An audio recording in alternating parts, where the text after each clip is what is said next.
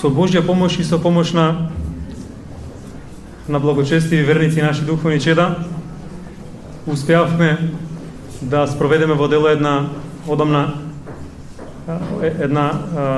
одомна подготвувана замисла, односно да се потрудиме што повеќе да преведеме духовна литература, бидејќи за жал сега допрва почнуваат нели другите епархии и цркви, многу имаме малку литература на македонски јазик.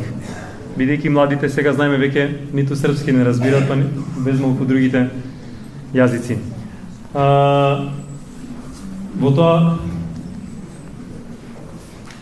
Во голема мерка веќе почнавме со неколку изданија.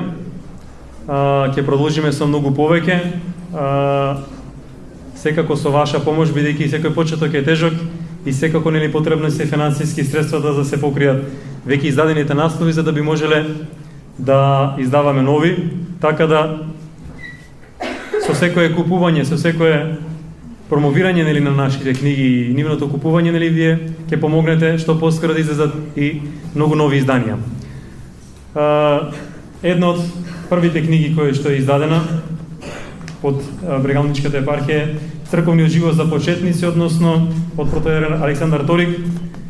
Тоа е не само за почетници, туку и воопшто за многу христијани кои што веќе живеат духовен живот, бидејќи за жал сите сме денеска духовни младенци во верата. Значи, после периодот на безбожништвото, комунизмот, без малку одново ги учиме основните поими на верата. Така да мислам да за секој на почетокот би му ги објаснил основните поими и за верата, за храмот, за причеста, за исповета, за духовниот отец, така и за многу и во однесувањето на храмот и во многу други работи, основни поими од православната вера. Друга книга, има уште две други книги кои што се издадени, меѓутоа се веќе распродадени. Се надеваме дека ќе има и нивно второ издание. Друга книга е од еден од најпознатите денешни старци, кој што го спомнувавме, го цитиравме во предавањето, старец Паисий Светогорец. Тоа е компилација од неколку негови книги, изданија. Совети за спасењето во денешниот свет, во кој што старец Паисий честопати духовито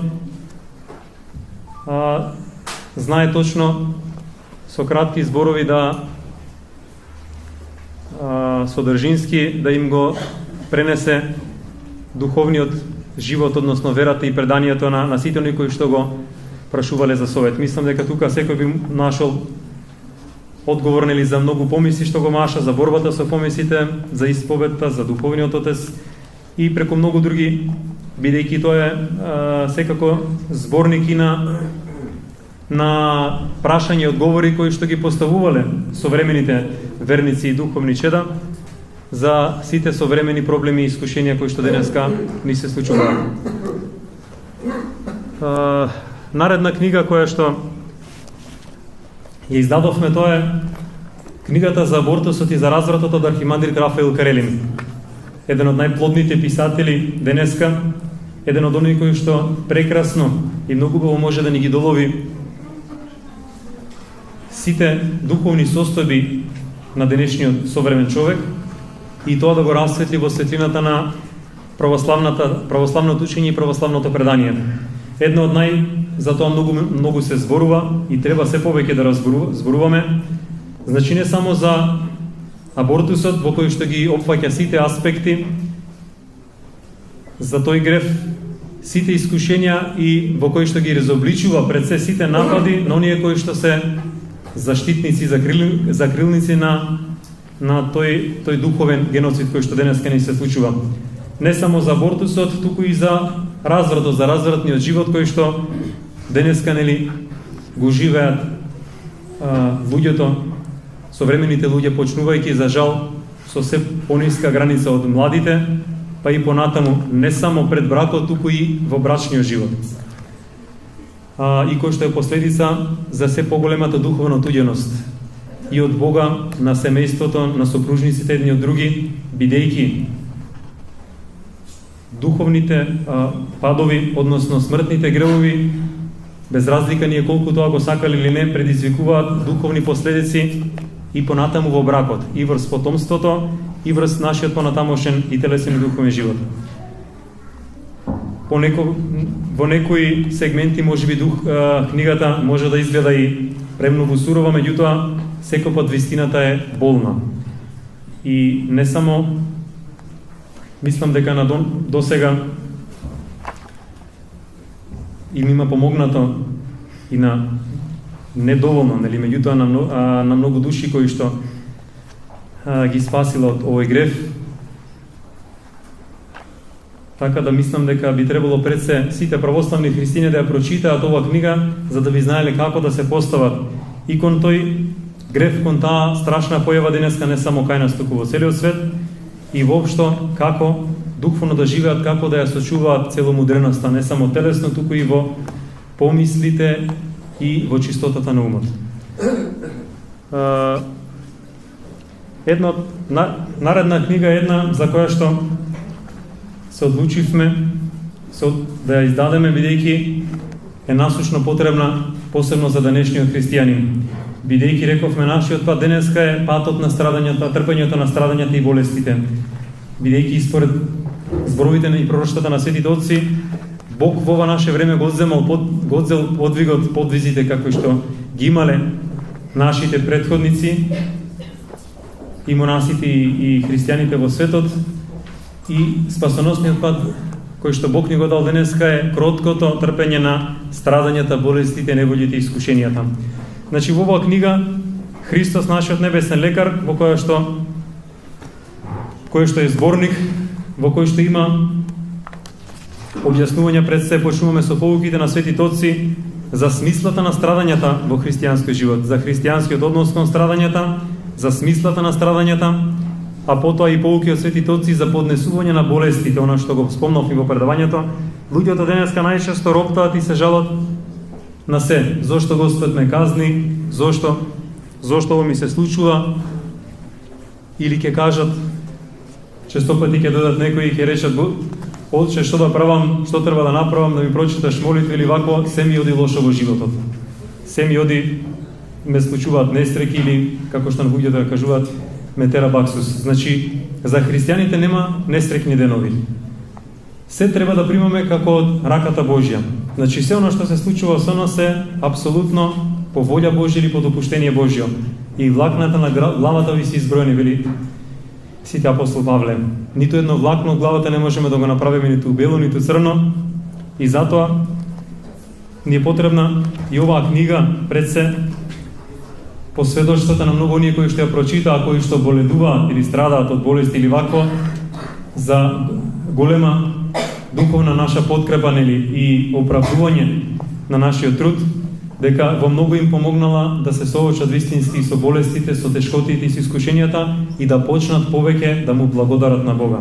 Бидејќи и во книгата тука спомнуваат светите отци дека подвигот на трпењето на болеста со благодарност кон Бога е подвиг кој што тие го ставаат и над пустинскиот живот и над мачеништвото.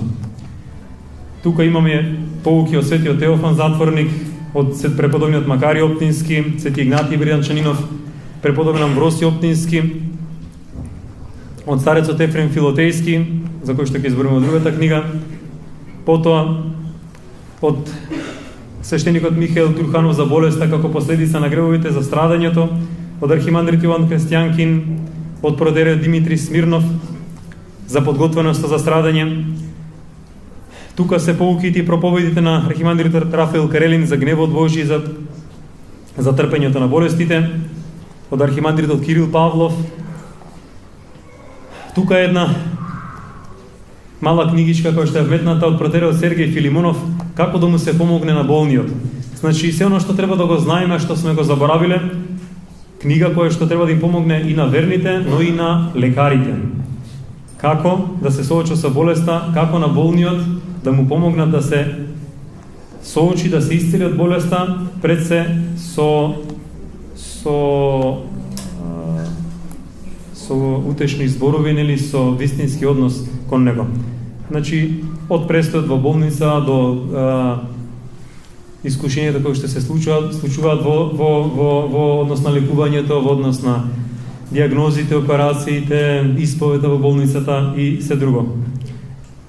За духовните болести, за симптомите на духовното заболување се повеќе луѓето денеска страдат од духовни болести.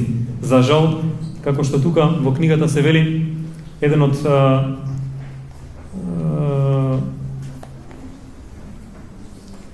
всушност иеромонах Анатолий Берестов, кој што е и монах и лекар, порано луѓето кажува во Русија, лекарите во Русија, всушност во болниците, точно знаеле човекот кога боледува од некоја духовна болест.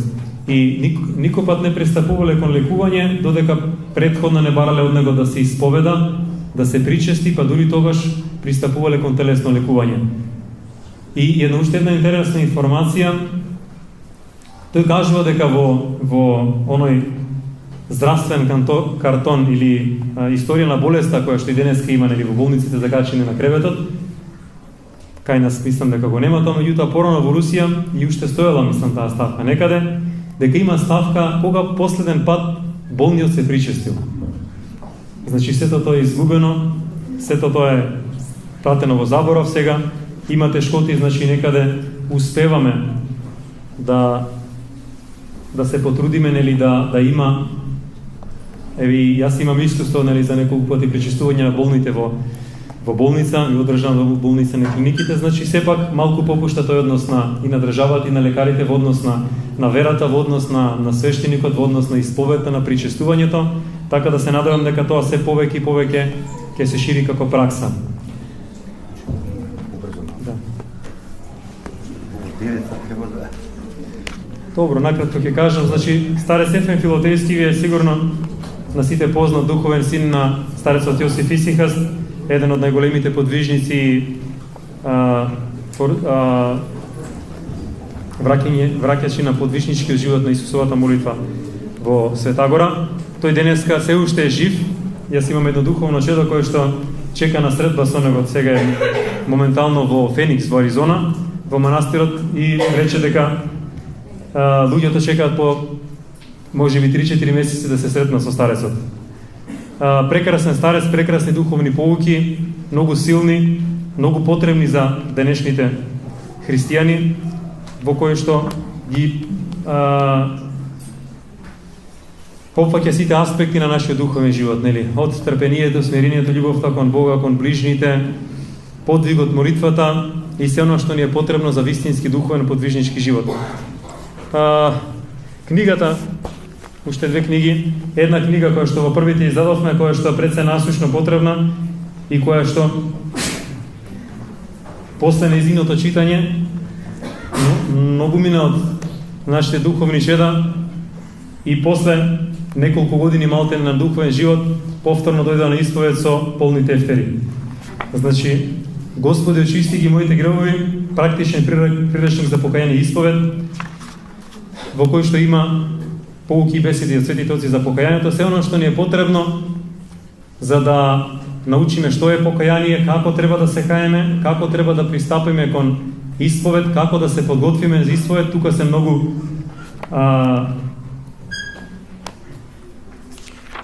од голема помош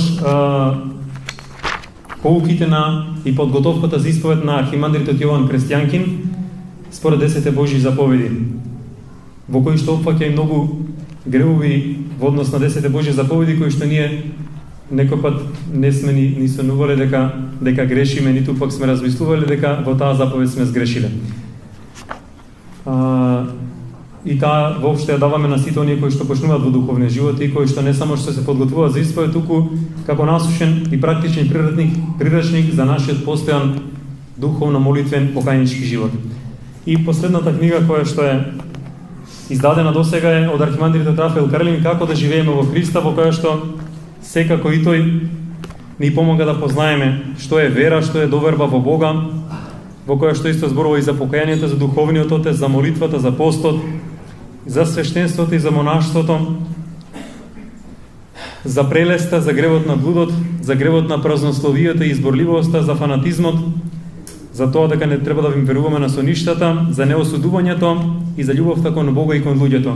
Значи теми кои што се секој пат присутни во нашиот духовен живот и секој околу нас, и верувам дека многумина ќе им помогнат да вистински го исправат својот начин на размислување, расудување и својот однос вистински кон Бога и кон православната црква, меѓутоа и кон другите луѓе околу себе.